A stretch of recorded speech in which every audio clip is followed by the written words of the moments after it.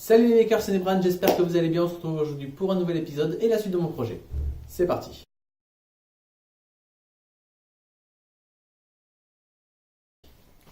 Bien, comme vous le savez, mon projet consiste à convertir un mini PC portable en véritable PC de bureau et principalement basé sur la technologie de découpe laser. En effet, le boîtier, qui est le gros du projet, sera découpé au laser dans du contreplaqué ou du médium. Je ne sais pas encore vraiment lequel des deux je vais prendre, sachant que le contreplaqué se découpe beaucoup plus facilement, mais est aussi beaucoup moins résistant que le médium. Il aura tendance à s'éplucher en quelque sorte, les différentes couches auront tendance à se décoller. Donc je ne sais pas encore trop lequel des deux je vais prendre. Mais bon, peu importe. Donc comme je vous l'ai dit, beaucoup de laser sur ce projet, mais l'impression 3D est aussi une technologie qui sera pas mal employée pour certaines pièces. Donc pour l'instant, j'ai 3 types de pièces en fait, qui seront obligatoirement imprimées en 3D sur ce projet. La première, vous la connaissez, je vous l'ai présentée il y a 2 semaines comme étant la colonne vertébrale en quelque sorte de ce projet. Et c'est vrai, c'est ce qui va donner la structure du projet, c'est ce qui va permettre de maintenir le boîtier en place, dans une forme bien définie, et c'est ce qui va me permettre de venir fixer les panneaux avant et arrière sur ce même boîtier. Donc vraiment, sans cette pièce, il n'y a pas vraiment de forme en fait, c'est le squelette du projet. Le deuxième type de pièce qui sera imprimée en 3D viendra se fixer sur les panneaux avant et arrière justement, et permettra en fait de placer les différentes extensions et entrées et sorties, les ports USB, VGA, audio, etc. Ça va me permettre de pouvoir les fixer plus facilement et surtout de ne pas avoir à faire les trous correspondants sur chacun des panneaux avant et arrière. Comme ça, je pourrais faire un petit peu ce que je veux. Bon, pour l'instant, je ne peux pas encore faire le modèle final puisque je n'ai pas toutes ces extensions. Il y en a que j'ai dû recommander, il y en a, je vais changer d'avis. Bon, bref, ça c'est pour la fin. Et il y a un troisième type de pièces imprimées en 3D dont j'ai déjà parlé au début de ce projet et qui concerne la carte mère. En effet, tout ce projet est construit autour de la carte mère du mini PC portable. Donc tout le boîtier, tout a été fait autour. Mais cette carte mère, je ne vais pas juste me contenter de la poser à l'intérieur du boîtier, forcément, non, je vais devoir la fixer. Alors comment faire pour la fixer? Sur la carte mère en elle-même, il y a déjà des trous pour les vis de fixation, les trous d'origine, des vis que j'ai retirées pour pouvoir démonter le PC. Donc ce que je pourrais faire, c'est tout simplement poser la carte mère sur le boîtier, mettre les vis et visser, tout simplement. 2 problèmes là-dessus. Déjà, je vais avoir les vis qui vont dépasser en dessous. Et ça, je ne veux pas. Je veux que la surface extérieure du boîtier soit parfaitement lisse et parfaitement propre en fait. Que je puisse par exemple coller un autocollant vinyle par-dessus pour donner une texture particulière, une couleur particulière. Donc je ne veux pas quelque chose qui dépasse. Donc pas de tête de vis, pas de vis, quoi que ce soit. Deuxième problème, c'est qu'une carte mère, ce n'est pas plat. Je ne peux pas la poser à plat comme ça et mettre des vis et ça va tenir. Non. Carte mère, on a différents composants. Il va y avoir le disque dur, la mémoire vive, et il va également y avoir en dessous l'alimentation que j'ai décidé de placer sous la carte mère. Donc il va falloir que je puisse surélever la carte mère. Donc mon idée de base, dont j'avais déjà parlé, c'était de placer des cylindres au niveau de ces vis, que j'aurais imprimé en 3D, probablement ces cylindres qui me permettraient de surélever à une hauteur donnée la carte mère. C'est une idée, je crois qu'il y a environ 6 trous sur cette carte mère que je peux utiliser pour placer les vis. Donc ça me ferait 6 cylindres. Ce n'est pas extrêmement difficile à imprimer, ce ne sera pas très long et c'est vraiment très simple à modéliser. Mais au final, il faudrait quand même que je fixe ces cylindres au boîtier. Donc il faudrait que je perce le boîtier, que je mette des vis. Alors même si je me débrouille avec les vis à bois, celles qu'on ne doit plus dépasser, qui ont la tête en forme de cône et qu'on ne va plus dépasser après, non, ça ne me plaît pas. Ça ne me plaît pas d'avoir ce genre de choses. Ça fait un petit peu bricolage. Et là, si je veux retirer la carte mère, il faut que je retourne complètement le PC, que je retire 6 vis. Non.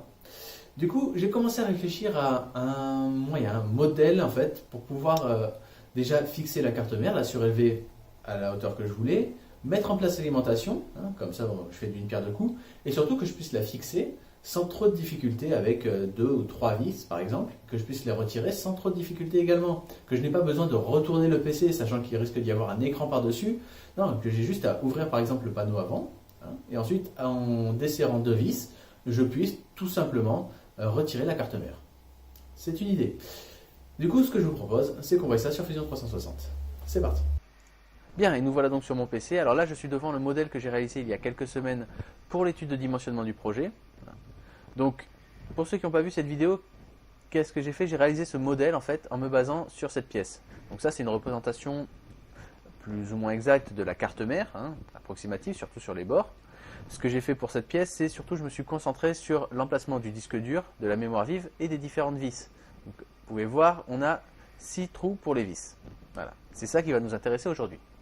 Donc, le but ici, c'est de créer une pièce qui va me permettre de surélever cette carte mère. Je ne sais pas encore de quelle hauteur. Là, pour l'instant, j'ai mis 4 cm juste pour qu'il y ait la place d'avoir de l'alimentation et que ce soit plus ou moins bien centré. Mais bon, peu importe. Donc, ce que je voudrais faire, c'est créer une seule pièce qui me permette de tout surélever. J'avais pensé aux cylindres, mais les cylindres, j'en aurais 6 et ça ne me plaît pas. 6 pièces indépendantes qu'il faudrait que je fixe ensuite sur ce panneau, non, ça ne me plaît pas. Alors, je ne vais pas pouvoir me passer des cylindres non plus, c'est ce qui est le plus simple pour surélever la pièce. Mais ce que je pensais, en fait, l'idée, ce serait de relier tous ces cylindres entre eux. Comme ça, j'aurais une seule pièce avec tous les cylindres qui dépasseraient. Ça me permettrait de fixer juste cette pièce sur le boîtier et pas de fixer 6 pièces différentes. Donc, pour faire ça, qu'est-ce que je fais? Déjà, je vais isoler la carte mère. Parce que c'est ce qui m'intéresse, donc j'en crée une copie et je la déplace. Hop, donc maintenant on a notre carte mère ici. Donc c'est ça qui va nous intéresser. Donc maintenant, qu'est-ce que je fais? Une fois que j'ai cette carte mère, eh bien, je vais déjà commencer par créer un sketch. Donc je prends la face ici, qui est la face qui nous intéresse, puisque c'est là-dessus qu'il va y avoir les cylindres. Et je vais tout simplement créer un sketch sur cette face. Donc il suffit de sélectionner la face et de faire New Sketch. Voilà. Donc une fois que c'est fait, j'obtiens un premier sketch. Donc le voici. Si je fais disparaître ce corps, voilà. Donc ici vous voyez la face et ici vous voyez les différents cercles que j'ai reproduits sur le sketch. Et j'ai également fait des cercles de 3 mm de diamètre pour pouvoir mettre les vis puisque c'est des vis de 3 mm. Donc là c'est tout simple, j'ai tout mon sketch. Donc maintenant ce qu'il faut que je fasse c'est tout simplement extruder. Donc j'extrude pour créer les fameux cylindres. Donc là pour l'instant j'ai 4 cm, donc je vais extruder de 4 cm. Voilà. Et je fais également les trous pour les différentes vis. Donc j'ai fait des trous de 1 cm de profondeur, ça sera suffisant pour les vis. Donc vous voyez, tous les cylindres sont percés. Bien. Maintenant, on va s'intéresser au fameux cadre. Donc là vous voyez, j'ai mes 6 cylindres que je voudrais relier. Mais il y a un problème. Le problème c'est que ce cylindre-là et ce cylindre-là sont espacés de 23 cm et ça ne rentrera pas sur mon imprimante 3D. Alors du coup, je ne savais pas trop comment faire. J'ai voulu essayer de voir si je ne pouvais pas créer genre 2 cadres séparés, mais pareil, ça fait quand même beaucoup. Donc, je me suis dit, je ne vais pas me fatiguer. Tous ces cylindres-là sont plus ou moins ensemble, là. Ceux-là. Celui-là, par contre, est isolé. Donc celui-là, je me dis, c'est pas grave, je vais faire un cylindre à part. Et ce fameux cylindre, il me servira juste de pied pour la carte mère. Comme ça, je viens le visser directement sur la carte mère et il reposera, il ne sera pas fixé, mais il reposera sur le boîtier. Et c'est tout. Et comme ça, je peux créer un cadre avec ces pièces-là. Donc maintenant, pour créer ce fameux cadre, qu'est-ce que je fais? Eh bien, il me suffit juste de sélectionner une des faces et de créer un nouveau sketch. Donc c'est ce que j'ai fait. Et ensuite, il me suffira de relier toutes ces pièces entre elles pour obtenir la base de mon schéma. Donc, si je fais ça, ça va me donner quelque chose comme ça. Alors là, on a déjà tout qui a été dessiné, mais voilà. Ce que j'ai fait, c'est qu'une fois que j'ai créé le sketch, j'ai reproduit tous les cylindres que vous voyez ici, et j'ai relié leur centre.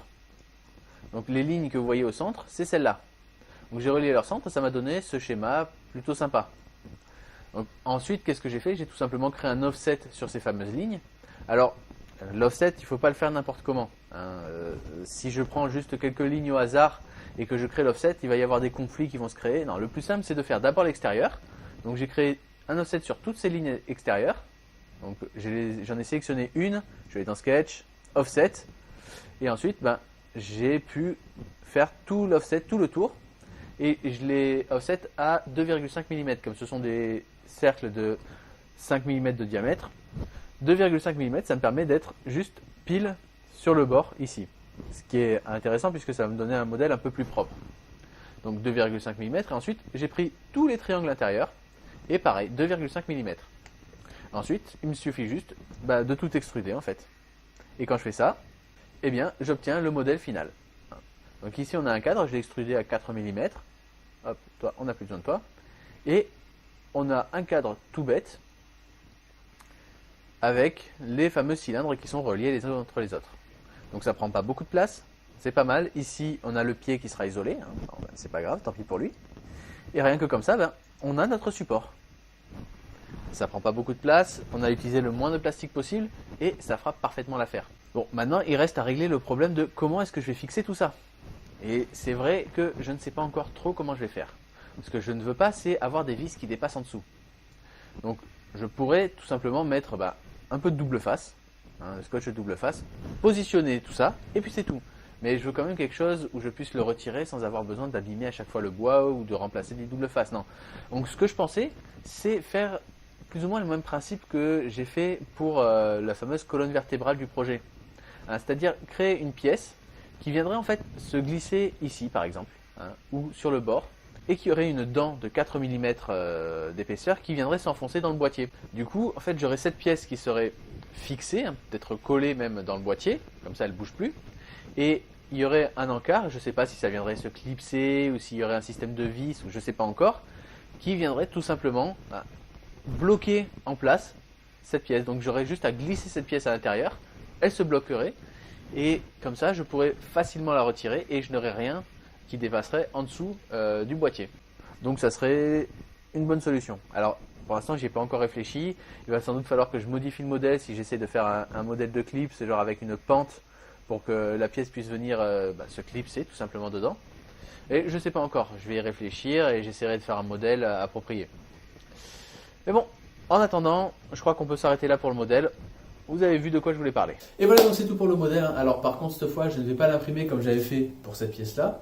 Tout simplement parce que cette pièce était particulièrement petite et que c'est quasiment la version finale, alors que là, comme vous avez pu le voir, la pièce est un petit peu plus volumineuse et c'est loin d'être la version finale. Je n'ai pas défini la hauteur à laquelle je voulais surélever la carte mère et je n'ai pas encore complètement réfléchi à comment j'allais fixer ça sur le panneau inférieur, donc sur le boîtier.